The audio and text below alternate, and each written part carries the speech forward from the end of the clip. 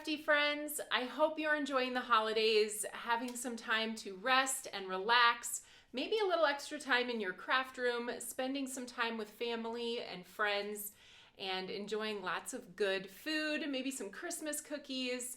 I am enjoying the holidays as well, but I am popping into your inbox today to finish off our Advent calendar for 2025. I can't believe we have come to the end of the year. I really hope this Advent calendar has brought you some joy this year.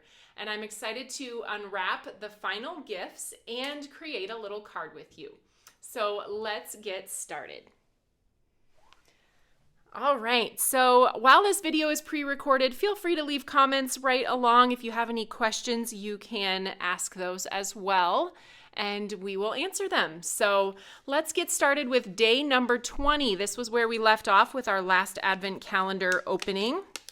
And I'm gonna pop this open and show you number 20. So this is, I've got one open here, so I'm gonna show you. This is a petite pouch. Our little note says it's perfect for holding your tiny treasures like crafty bits, everyday essentials, and happy little odds and ends. With a zipper closure and the cheerful reminder that craftiness is happiness, this tiny tote is practical and delightful. So super fun. You can fit all of your little trinkets in here. I've got the little mini scissors from our Advent calendar.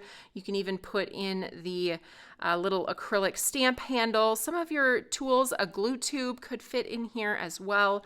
So as you're traveling or whatever you want to fit in here, just a fun little tote. All right, so that was day number 20. Let's take a look at number 21. All right, opening it up. And this goes right along with your Craftiness is Happiness tote. You have a tiny little rainbow charm. So I'm going to take this out of the package here, and we're actually going to clip it onto the zipper pull of our crafty tote, or our little petite pouch. And this little note that came with it says, carry a little rainbow wherever you go. This enamel zipper charm can be clipped onto your favorite bag, purse, or tote for a splash of color that brightens every day. So I'm just going to pop it right on there, and then you've got a little rainbow to add to your Craftiness is Happiness tote. Super fun. I love it. Of course, we love rainbows around here, so hopefully that will remind you of Tailored Expressions. All right, then we have number 22. This one is the flattest of all of the gifts that we gave you. Let's open it up, and I'm actually going to cover this up just in case, but this has a coupon code on it for free enamel dots. So you can pick out your favorite color from Tailored Expressions website and apply this coupon, and then it will take the cost of those enamel dots out of your cart. This does not include free shipping, so just a little word to the wise, use it on an order when you've got your free shipping already earned, and it does expire on January 31st. All right, let's move on to number 23.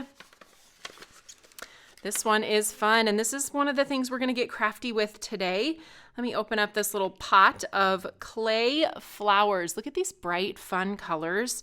So while some of these colors don't exactly match Tailored Expressions collection, I just loved the brightness of these, and it reminded me that spring is coming. We are in the winter now, and we're not seeing these bright flowers around, but we can still craft with them inside. So this is a fun clay mix. Look at all of the little flowers that you get in this. You can use these as shaker bits, but the fun thing about these is you can use them on actual projects too. This is actually what we're going to be making today. I use those little clay flowers inside of one of our little vases that goes with our year in bloom flowers. But here you can add some extra details with the tiny diamonds, and I'm going to show you how to add the greenery in the background as well. So we'll be creating that in a little bit. The idea came from Sue, so I asked her to see what clever things she could come up with using these little flowers. So check out all these little cards that Sue made. And then I took her kind of idea and created a card out of it, a full-size A2 card. But I love the ideas that she came up with, just doodling these stems and using an Olo marker to create the leaves on each of these. So we've got, these are our little teeny cards, and then she created 3x3 cards as well. This one over here is really fun. This is one of our cutting plate, Pearson cut plates, and she was able to just pop one of those little flowers in each of the pierced openings to create that. And then this is the large lattice stamp that she centered on the 3x3 card and then built a little bouquet inside of that. So there are some fun ideas for things you can do with those clay flowers outside of making a shaker card. That would be really fun too. So that is day 23. Let's take a look in package number 24. This one you're going to get a lot of use out of. I am already getting a ton of use out of this. This is a cake of watercolor, and it is gold watercolor. So simply add a couple drops of water to this, mix it up, and then tap it onto your brush or onto your project using your paintbrush. And then you're going to get beautiful gold watercolor in the background. And I'm going to be using this today as we get crafty. I used it to kind of highlight the gold little splatters in the background to kind of highlight my focal image a bit. All right, and now we're coming into number 25, the final gift of our 2025 Advent Calendar. This is going to help you to use that liquid watercolor. We have a tiny little splattered paintbrush. So I know one of the challenges with splattering is having a paintbrush that gives you not gigantic splatters, but those really fine, nice little drops of color on your project. So this little mini guy can travel along with you really easily and makes a great splatter paintbrush. So I'll be using that today when we splatter as well. Okay, so let's get started with our project. To remind you, this is what I am creating today. I have pre-cut several of the pieces just so I don't keep you guys too long on this video, but we are going to start with one of our arch stacklets cut from sugar cube cardstock. And then I have some of our wood grain texture cardstock in the craft color. I'm going to go ahead and adhere that to the bottom. And then I am going to end up splattering this piece, but for now I am going to work on the leaves portion and my little watering can as well. I wanted to add a little bit of dimension to the watering can, and so I have my oyster die cut here along with the oyster ink, and I'm just going to do a little tone on tone dimensional blending on that to give it a little bit of pop. So there's our watering can. I'm going to put a little bit of temporary adhesive on the back of this just to hold it in place while I use my Olo markers to create the leafy greenery where I'm going to pop those flowers in. So I have YG 8.3 and 8.5.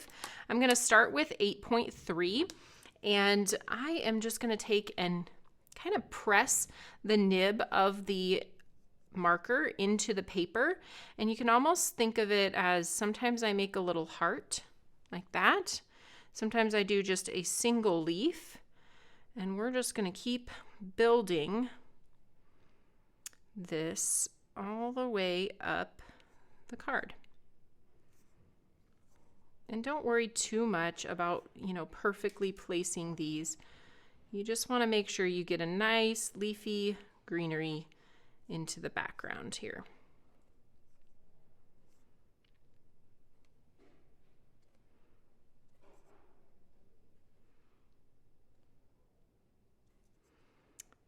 Make sure you're kind of coming in from the edges, adding a little bit of greenery that comes outside of the little pail.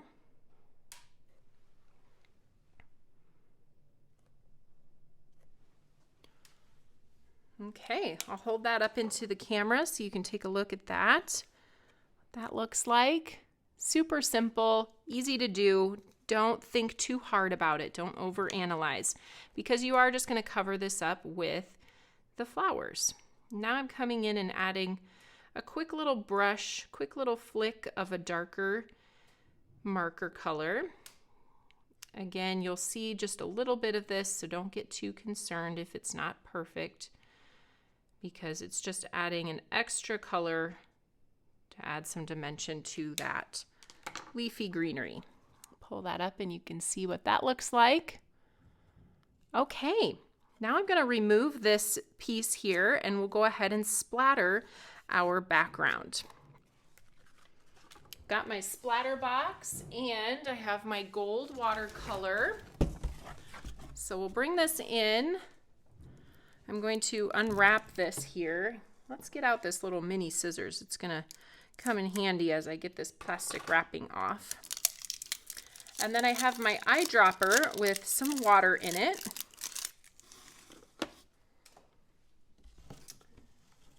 And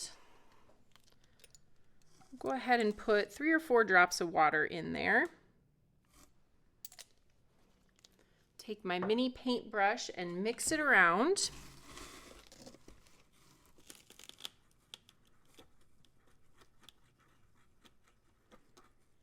Okay.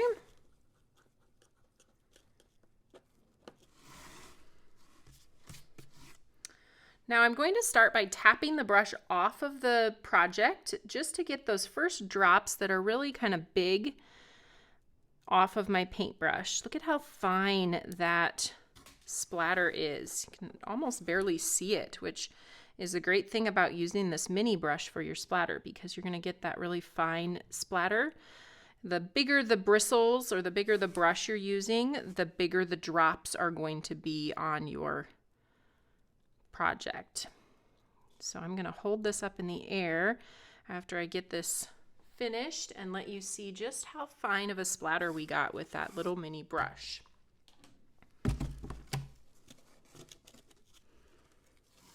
It's still a little wet, so I don't want to touch it at all, but look at those fine little drops of splatter. It just adds a little something to the project. All right, let's put this watering can onto the project, and then we'll go ahead. I'm going to pop it up with some foam tape here. I've got these pre-cut squares that I'm using, and I'm going to cut just a little tiny piece for the spout so that it's also adhered down and not kind of flopping around. So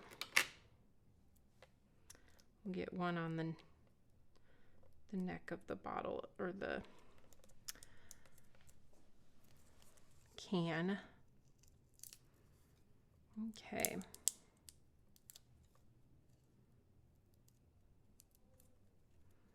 And then we're going to put our little flowers together. I have picked through the mixture to find some of the colors that I wanted. And as I mentioned, these colors don't match. They're not designed to match Tailored Expressions colors.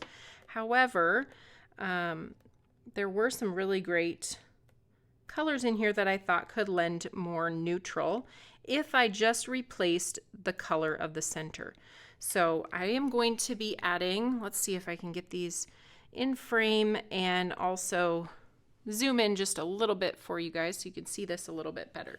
So I'm going to be adding a drop of glue to the center of these, and then we will be adding some tiny diamonds to the middle. So I have the light purple from our pastels set, the light yellow, and the white. So the white are going to go in the middle of the yellow flowers. We'll do those first.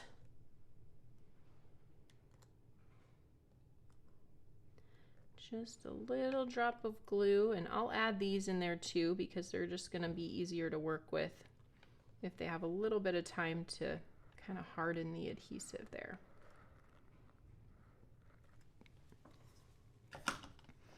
And then I'll grab my pick and place tool. So like I said, the white tiny diamonds are going to go in the center of the yellow flowers. So just pick those up and drop them down on there.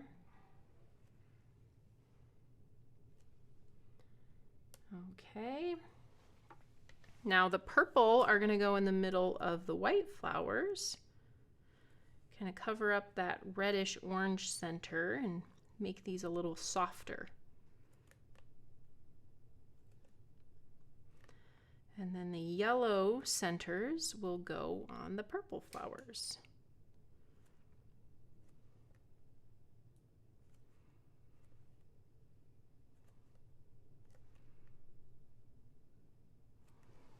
All right. See if I can save my little tiny diamonds. I like to kind of just push on them with my thumb and then put them back in the container pretty easily there.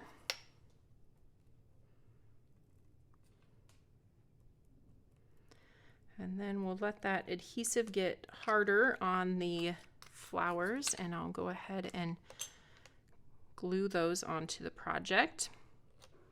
While that's still drying, I'm going to move those off to the side just a little bit, and we'll go ahead and do our stamping. So I will be using the large lattice background stamp. Looks like this. I think it goes great with flowers, kind of looks like a garden trellis. And we'll go ahead and place that into the MISTI. I'm going to be stamping directly on the card base, tone on tone, so toffee ink onto a toffee card base. And we'll put a little bit of adhesive on the back of the MISTI. I'm also, since I'm stamping directly on the card base, I'm going to put just a little bit of temporary adhesive to hold the card base closed so the front isn't flapping open. And then we'll place that down centered and centered top to bottom and left to right, and then close the back of the lid, and that adhesive that's back there is going to pick up the cardstock, and it'll be exactly in the right spot when we're ready to stamp. So toffee ink, as I mentioned, on the toffee cardstock. Get this inked up.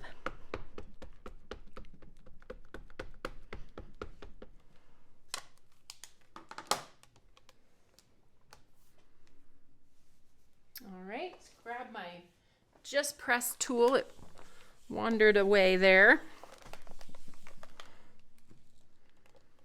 And there's what that looks like. Perfect. So the adhesive that I put on the inside to hold the card closed can just be easily removed by brushing your fingertip over that and kind of brushing off that adhesive. Now we have the backer that was cut from the petite scallop arch stacklets. They coordinate with the arch stacklets. Now that this is dry, we can go ahead and adhere these two together.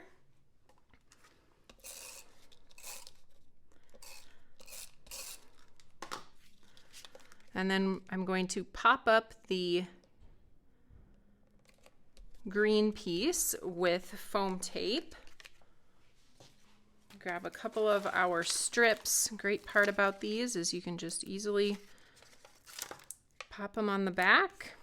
I'm going to cut a little smaller piece, make it sturdy down the center, and then one more piece across the top here.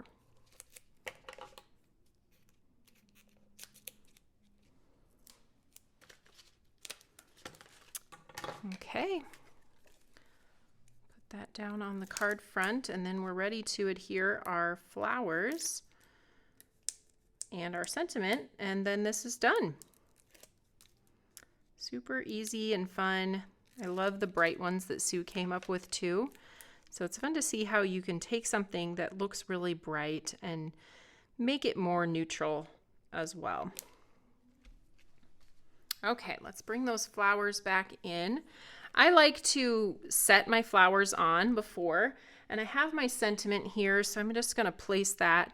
On my original project, I decided to use Just a Note. These are both from the Sundry Sentiments set, and on this one, I'm going to use You're Amazing.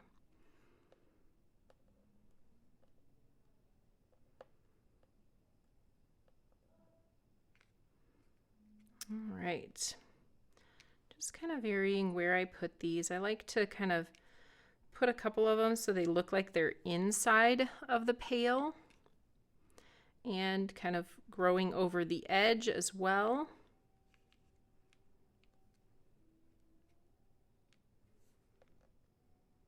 Let's do a yellow one over here and a yellow one up here. We might not need all of these this time. Or we could do another white one.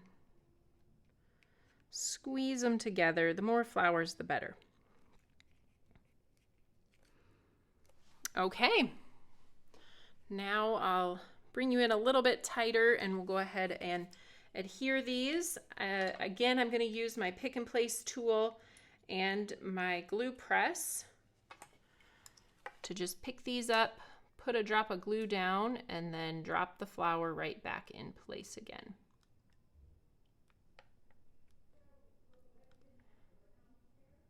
All right. That one decided it wanted to drop back on my project. This is easier to do once your rhinestones or your little tiny diamonds are completely dry. If they're not, they tend to want to slip slide around on the clay flowers until they're completely dry. So mine are a little bit wet still. All right, last one. Kind of tuck that one underneath there. Move them around just a touch before they cement into place, and hold this up.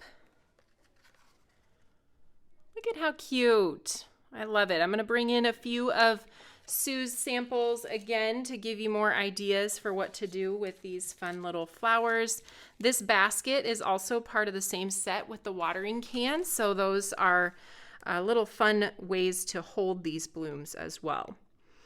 All right, everybody, that's it for your Advent calendar for 2025. Again, I hope you enjoyed all of these items and getting crafty together each week. And I am excited to catch you all in the new year. Bye.